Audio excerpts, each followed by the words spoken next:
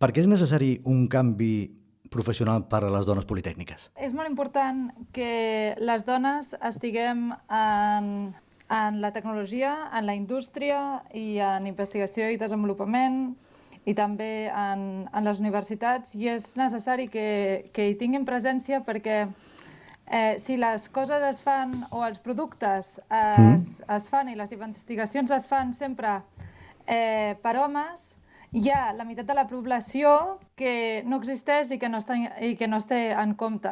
I de fet ja s'ha començat a provar que, per exemple, en el cas d'intel·ligència artificial, si només la fan homes, hi ha una part de la població doncs, que queda fora i que tot està totalment sesgat. I això és el que no volem i per això, això és un dels punts pels quals hem d'estar les dones presents. Com aconseguim aquest canvi professional? Quines són les accions que podem fer per aconseguir aquest canvi professional? Bàsicament, el que és important és que les nenes, que és en la primària, quan es decideix més o menys cap a on un acabarà o què voldrà estudiar o què voldrà fer en un futur, que sàpiguen i que tinguin referents i que sàpiguen que hi ha dones que són arquitectes, hi ha dones que són enginyeres, que hi ha dones que són investigadores, que hi ha dones que són bomberes, que no tinguin marcat que el tema de l'enginyeria és una cosa d'homes, sinó que també existeixen dones, i és per això que és important fer saber que existim, i per això doncs, on més s'està invertint és en la primària, sobretot a 5è i 6è de primària, que és més o menys quan un comença a fer-se aquestes preguntes. Manquen realment referents? És necessari que hi hagi un referent perquè aquestes noies joves puguin veure que ja hi ha un camí per recórrer? Sí, és molt important els referents i s'està fent molta feina. Ja comencen a sortir molts llibres on tant surten homes com dones i s'estan fent feina cap a aquesta direcció, però és molt important que existeixin. La veritat és que teniu molta feina per endavant, no? Quins són aquests primers passos que cal donar per donar a conèixer el món de l'enginyeria, per exemple, no? En el nostre cas, que som enginyers? Doncs, com et deia, perquè hi hagi com més dones que escolleixin aquestes carreres, s'ha de dir des de petita que això existeix, però també tanmateix m'agradaria dir que, per exemple, jo soc enginyera mecànica i sempre s'ha focalitzat la mecànica des de l'automoció, temes de competició, coses que són molt més masculines. Però, clar, la mecànica també podem solucionar problemes per al dia a dia de la gent, no? Podem fer cases o podem fer edificis que siguin sostenibles i que no s'utilitzi tanta energia. És a dir, podem millorar el món. I llavors és necessari que també es faci veure que amb l'enginyeria podem canviar el món, el podem millorar i això potser d'aquesta manera fem que més noies entrin a la universitat i estudiïn enginyeria. Doncs l'escolteu, és la Diana Martínez, que és la presidenta del Club de Dones Politècniques pel Canvi Professional de UPC Alumni. Com neix aquest Club de Dones dintre d'UPC Alumni? Doncs fa aproximadament 11 anys va haver-hi una formació crec que era d'empresarial. Llavors, en el grup aquest que va haver-hi eren dones que havien estudiat a la UPC. Llavors, junt amb UPC Alumni, que és la comunitat de gent que ha estudiat a la UPC, van iniciar aquest Club de Dones Politècniques, que, com dic, ja portem 11 anys. Dones politècniques que teniu un perfil molt variat, no? Que parlaves, en el teu cas, no? Que ets enginyeria industrial mecànica, que a més portes un recorregut. M'has explicat abans el teu currículum i la veritat és que és molt impressionant. Has estat per Europa, has estat a la Xina. Costa molt, és a dir, obrir-se aquest camí entre un món bàsicament d'homes? A veure, jo només puc parlar per mi. La veritat és que no ha sigut difícil perquè mai he tingut cap problema a l'hora d'estudiar o a l'hora de treballar, però sí que m'he donat compte de que el fet d'estar sempre amb homes com que és diferent, que a l'hora de parlar, de tractar els problemes, de tot això és diferent. I això ho he descobert perquè quan he començat a treballar amb dones, que he sigut arran del club, perquè si no, doncs, a la meva feina és tot homes, quan vaig estudiar eren tot homes, i llavors la gran majoria d'amics que tinc són homes, no?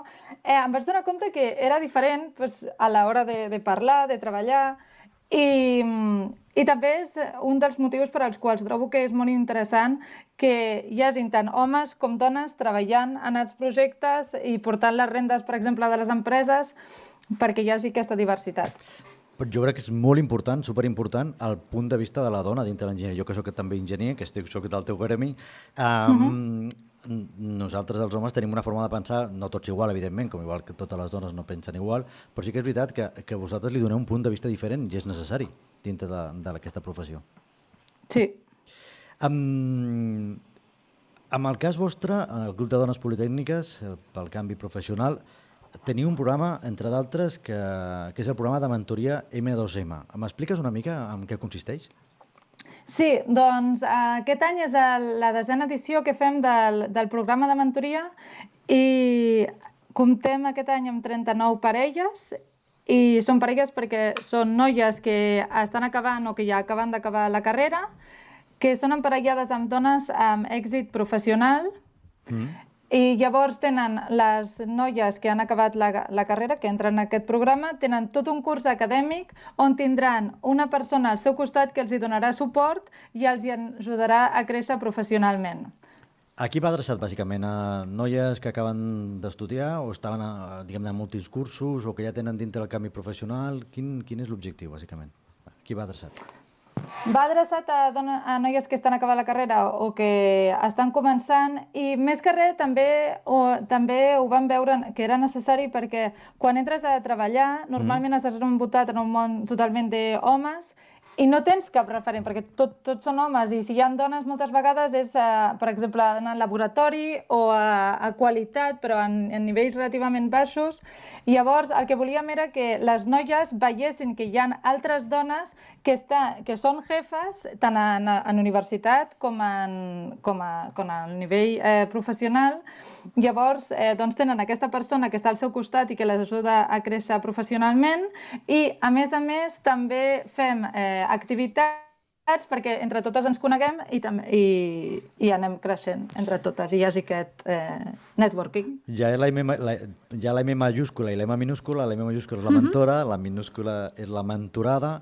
Quin perfil de mentores teniu, així a grans trets?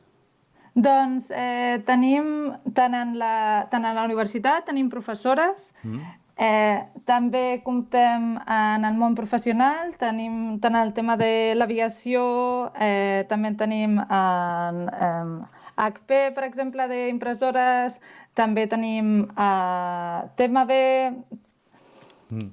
tenim en nàutica també tenim, és a dir, tenim en elèctrica també, General Electric i Schneider, tenim més o menys cobrim tots els estudis. Totes les especialitats, La veritat és que... Exacte, sí. Teniu més activitats, no?, a part del que seria aquest programa de mentoria. En què esteu treballant ara?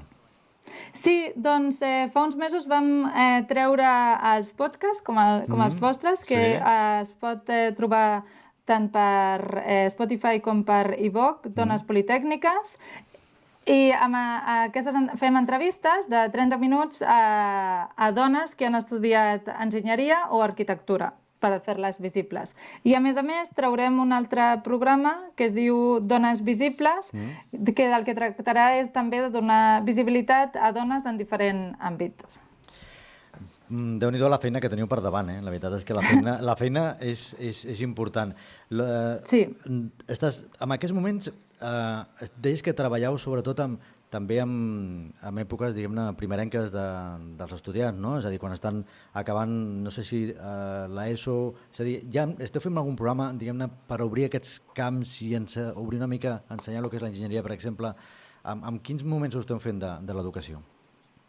Bé, nosaltres ens centrem a dones que ja han estudiat la carrera, perquè som UPC alumni, Però sí que hi ha altres organitzacions i associacions que es dediquen a donar aquesta visibilitat.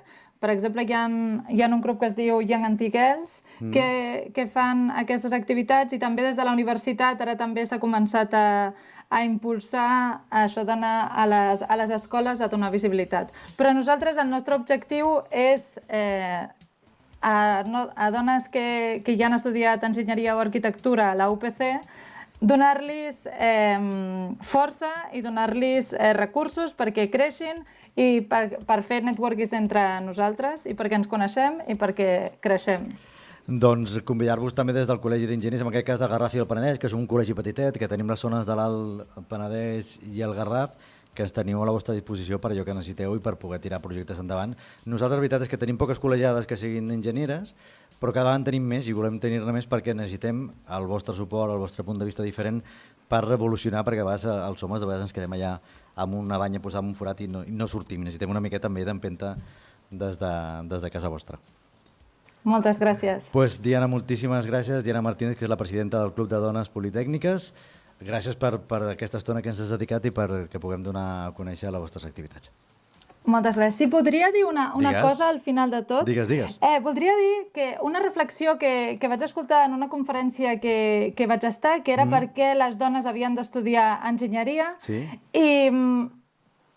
I la qüestió és que quan un estudia hi ha el que es diuen estudis de poder o que et donen poder. És a dir, que quan tu acabes la carrera tens una bona feina i que pots continuar creixent i anar i ser jefe o el que sigui, però que sobretot quan acabes de la feina quan acabes els estudis tens una feina.